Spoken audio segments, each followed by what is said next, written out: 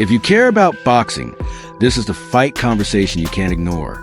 The sport is buzzing over the possibility of Gervonta Tank Davis versus Jake Paul, a matchup that sits right at the intersection of competition and spectacle. Should a pound-for-pound star and knockout artist step into the ring with a YouTube-built cruiserweight who's still learning the craft? Or is this exactly where boxing is in 2025, where elite fighters leverage crossover moments to expand their audience? We're breaking down what fighters, trainers, analysts, and promoters are really saying about the risks, the money, the press conferences, and the weight class math no one can outrun. Before we dive in, subscribe and tap the bell so you don't miss our next updates on Gervonta Davis, Jake Paul, and everything shaping the fight business. Drop your prediction in the comments. If they make the fight, who wins and why? Floyd Mayweather on Tank's decision. It's his career and his risk. Floyd Mayweather's name keeps surfacing in this debate, but not as a promoter this time. The undefeated superstar who has long mentored Gervonta Davis put his stance plainly. He's offered advice, he said, but Davis is making his own choices now. That means Tank owns both the upside and the fallout. Do it my way, and if it goes wrong, I'll clean it up. Mayweather explained how he runs his own shop. But if I tell you how and you do it your way, I'm not the janitor anymore. That messes on you. In other words, Tank is in charge. The decision is his, and he'll live with the consequences. Mayweather was also pragmatic. The matchup is good business. The money is massive. The attention will be global. And yes, he'll be watching. In a sport still recovering from too many good fights not happening, the bottom line matters. The backlash machine and why fighters tune it out. The criticism has been predictable and loud. The minute Davis's name got tied to Paul's, social media went into overdrive. Some called it circus. Others said it betrays boxing's competitive structure. Shakur Stevenson chimed in on a different thread of frustration. Davis reportedly saying he wouldn't fight Shakur, that it didn't make business sense. Stevenson has long been clear he wants that fight. He also understands value. For fans, the optics are frustrating. Tank is in his prime. The lightweight and junior welterweight divisions are stacked, and mega fights are there to be made. Trainer Greg Hackett, who's worked with pros at every level, offered a reminder that often gets lost. You don't know what's happening in a fighter's life. You don't know the negotiations, obligations, lawsuits, tax planning, sponsors, and pressure that shape every decision. This business is a lot, he said. Fighters grow up going camp to camp. Fight, recover, repeat. Then come the lawyers, the marketing, the business ideas, the people trying to take a slice. Fans see the weigh-in. They don't see the weight of the machine. Hackett's point isn't that criticism is off limits.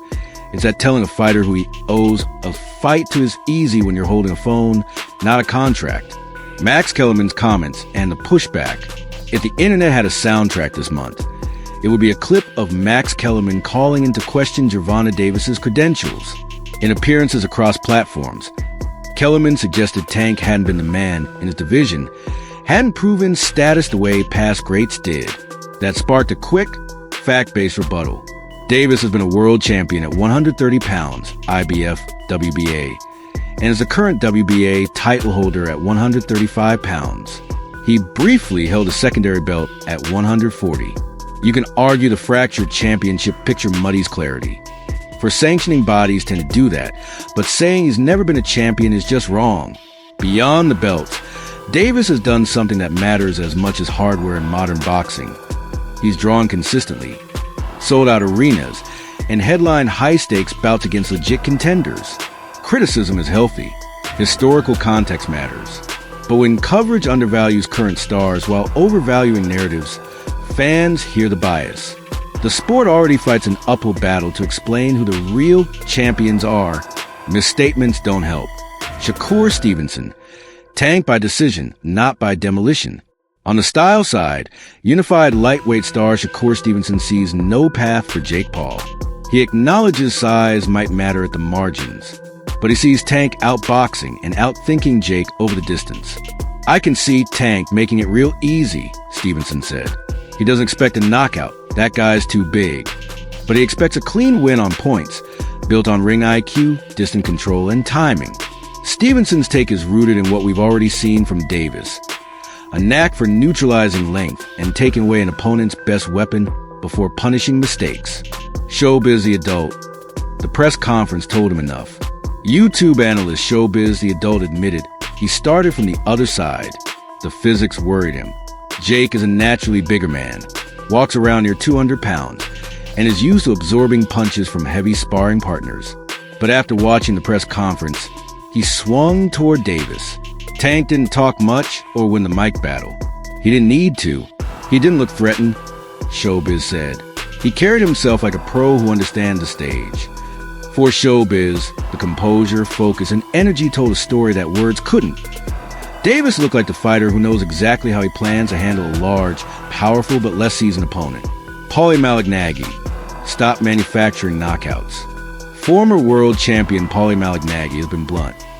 He hates what this fight represents. Knockouts only mean something when they happen against top-class opposition. He argued, you can engineer highlight reel stoppages by choosing the right opponents, the right circumstances, the right time. But icons, Felix Trinidad, 1986-1989 Mike Tyson, knocked out the best available. In Malignaggi's view, Davis's resume has holes. The talent has been there at 130 and 135, and he hasn't fought all of it. He sees Jake Paul's career as a well-produced entertainment venture and worries that conflating these events with championship-level boxing misleads new fans. Casuals may love the show. True believers know the difference. The physics argument. Weight classes exist for a reason. A separate group of analysts aren't worried about spectacle or sanctity. They're worried about physics. Boxing is a sport where size matters. A 135-pounder going up against a cruiserweight isn't just smaller. He's dealing with heavier bones, a denser frame, and a fighter used to taking harder shots. Critics point to Floyd Mayweather versus Conor McGregor to illustrate the point. Mayweather landed clean, often, and couldn't knock McGregor down. Why? Because McGregor routinely absorbed shots from 170 and 180-pound men in the UFC. Translate that to Tank versus Jake. Davis may land cleaner, smarter shots, but won't carry the same stopping power when the target is 60-pound heavier. If the fight is real and the gloves are standard, many expect a Davis decision, not a knockout. Teddy Atlas, the what if that sells the event. Hall of Fame trainer Teddy Atlas knows how to sell a fight. The pitch writes itself. What if the smaller master gets clipped by the bigger puncher? That's what sells. Atlas sees a matchup for what it is. A meeting between a top fighter, he can punch, Atlas noted, and a bigger man who is not a top pro. The choreography for promotion is a question, not an answer. What if Tank makes a miss and counters him clean? What if he jumps in and detonates a left hand? The what if is the engine and will run at full throttle if the bout gets signed. Eddie Chambers. Don't underestimate ring IQ. Former heavyweight contender Eddie Chambers lent a note of caution for those writing off Davis because of the size gap. Boxing history is full of smaller, smarter fighters who outclass larger men by taking away distance and rhythm. Chambers credits Davis's technique, speed, and ring awareness. He's too skilled to get walked down by someone still learning at this level. That doesn't dismiss the risk. It's a reminder that the smartest dog wins most fights, not the biggest. Is an exhibition or a real fight? The format changes everything. One detail that could reshape the entire conversation is format. Is this an exhibition or a sanctioned professional bout? What's the glove size? How many rounds? Are there quiet handshake rules to protect both brands? Bigger gloves reduce damage and cutting. Smaller gloves increase the chance of stoppage. 8 or 10 rounds favor technicians. Shorter formats favor ambush. If it's an exhibition, many expect both camps to prioritize show over risk. That suspicion is exactly why Logan Paul has leaned so hard into debunking fixed fight rumors. He argues that claiming no knockout clauses or staged outcomes when there are none is defamation, not criticism.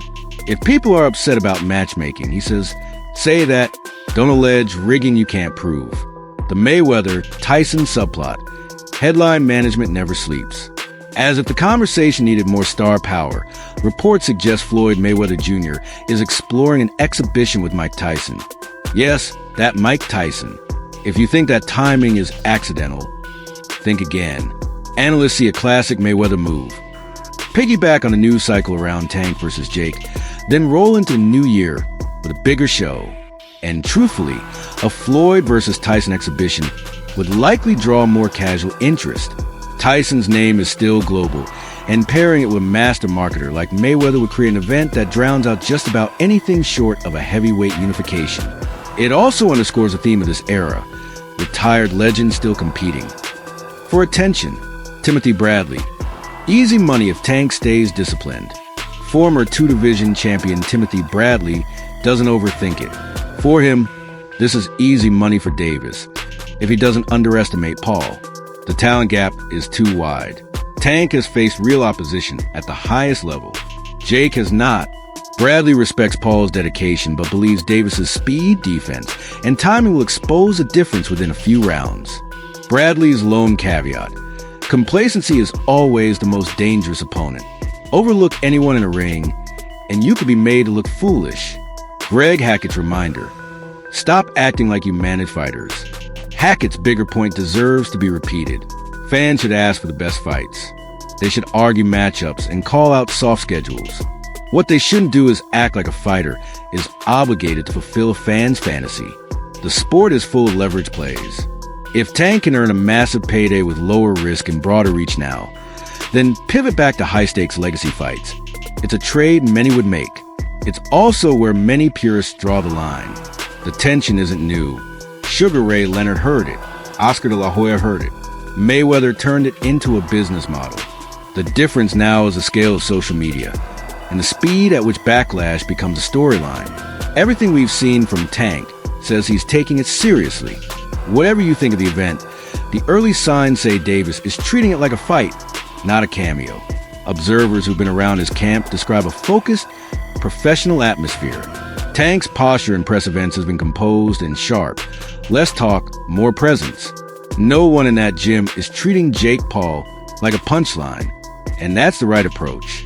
Davis knows a dominant win puts him in front of more eyeballs than any title defense.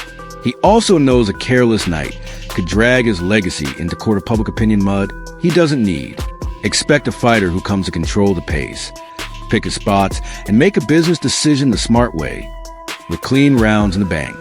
Why this fight tells a story where boxing is right now. Gervonta Davis versus Jake Paul, whether you love it or hate it, is a snapshot of boxing's current identity. The sport is competing for attention with everything from the NBA to TikTok. Stars have to be both fighters and content.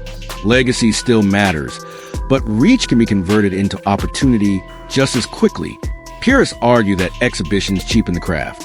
Marketers counter that new audiences keep pay-per-view alive. Both are right in their own way. The risk for boxing is obvious. If these events overshadow the fights that define divisions, Davis versus Stevenson, Haney versus Tank, Lopez versus anyone, fans will tune out when it's time for legitimacy. The opportunity is just as obvious. Use spectacle to funnel casuals to real championship fights. Floyd did it for a decade. The current generation will have to.